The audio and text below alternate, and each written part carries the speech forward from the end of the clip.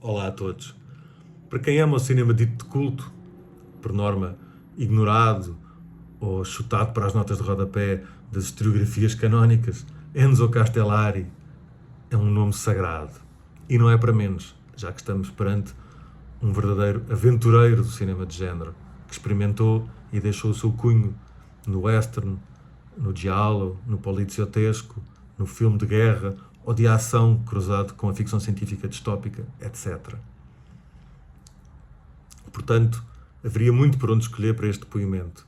E se a minha opção, porque é uma, não é propriamente a mais original, a verdade é que tem quase a força de uma inevitabilidade, já que será muito possivelmente a obra-prima, o capolavoro de Castellari. No fundo, não há como resistir ao apelo de um clássico, e é disso que se trata. Provavelmente o último grande western spaghetti. Realizado em 1976, já no final deste filão e por um autor de créditos firmados no género. Aliás, não será à toa que Kevin Grant foi buscar o título inglês de um western de Castellari para o seu livro essencial Any Gun Can Play. Um autor, dizíamos, que já tinha testemunhado o período áureo entre 1964 e 70 da Santíssima Trindade de Sérgios, com a explosão operática leoniana e o fulgor político dos western tortilha revolucionários, fação marxista-zapatista de Corbucci e Solima, a que se seguiu o momento da viragem definitiva para a autoparódia, exemplificada desde logo pelos trinitas da dupla Terence Hill e Bud Spencer. Ora, é como se esta consciência da morte de um subgénero surgisse corporizada numa espécie de balada fúnebre que canta o fim e a desagregação de um mundo, onde o fascínio pela morte e pela violência típico do western spaghetti é levado ao seu paroxismo. Desde a primeira cena, nas ruínas de uma cidade fantasma, a desolação geográfica e moral é absoluta, numa reflexão desesperada e pessimista sobre a pestilência literal e simbólica da condição humana. A comédia e o burlesco estão aqui ausentes, parecendo só haver espaço para a seriedade, que não convém confundir com solenidade. Como se Castellari quisesse afirmar: esta é a súmula definitiva do western spaghetti, e depois disto nada mais há a dizer. E de facto não houve.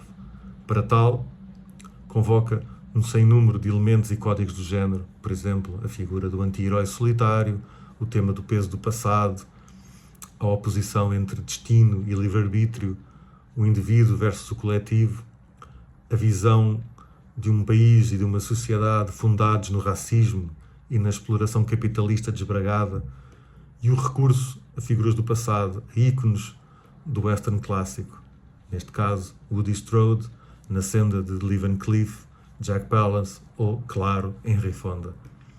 Os ecos são múltiplos e vários, do Aconteceu no Oeste, de Leone ao óbvio Django de Corbucci, tudo embrulhado num registro fascinante de fábula gótico-ecologista, evocando a espaços a memória do fantástico mais surreal.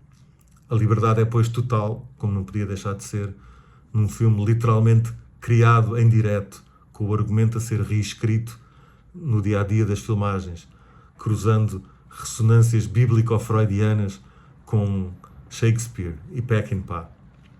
E o mesmo se poderia dizer da inventividade formal e do experimentalismo de Castellari, exímio na coreografia das cenas de ação, no tratamento do tempo e do espaço, e na subtileza com que um simples movimento de câmara é capaz de comunicar toda a complexidade psicológica de uma personagem. Se a tudo isto juntarmos ainda a plasticidade do uso do som, incluindo aquela estranhíssima banda sonora, qual coro grego, ou não fosse o filme uma tragédia, que ora antecipa ou acompanha a ação, ora a comenta, e começamos a poder ter uma pequena ideia da originalidade deste objeto tão insólito. No centro de tudo, o não menos apaixonante protagonista, Keoma, um misto de ativista social, Cristo Redentor e anjo vingador, encarnado na perfeição pelo ator fetiche do realizador Franco Nero. Se quiséssemos delirar um pouco, poderíamos até dizer que a luta deste mestiço, meio índio, meio branco, pela afirmação da sua individualidade, é também a luta do western spaghetti e, no fundo, de todo o cinema dito trash, exploitation ou série Z, para ver reconhecida a sua dignidade, uma essência própria, uma existência distinta dos modelos que lhe serviram de base. E se, por exemplo, a utilização expressiva da câmara lenta remete, inevitavelmente, para Peckinpah, e todo o filme reenvia para o universo desencantado do western crepuscular, tal como praticado nos anos 70 por gente como Bloody Sam ou Clint Eastwood, tal acaba por ser não só poético, como o fecho de um belo círculo, já que a apropriação dos recursos estilísticos extraídos do western spaghetti tinha sido precisamente um dos pontos fundamentais dessa revitalização de um género moribundo na América. Em última análise, o que Keoma e toda a obra de Castellari nos mostra é que a história do cinema é feita de múltiplas histórias que não se sobrepõem nem excluem, antes correm em paralelo.